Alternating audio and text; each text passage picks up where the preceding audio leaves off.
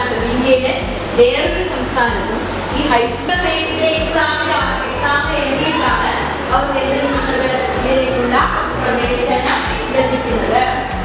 8ാം class 9ാം class ആണ് ക്ലാസ്സുകളുണ്ട്. വൈകുന്നേരങ്ങളിൽ അല്ലെങ്കിൽ ശനിയാഴ്ചകളിൽ അല്ലെങ്കിൽ വെക്കേഷനുള്ള ക്ലാസ്സുകൾ ഉള്ളത് എപ്പോഴാണ്?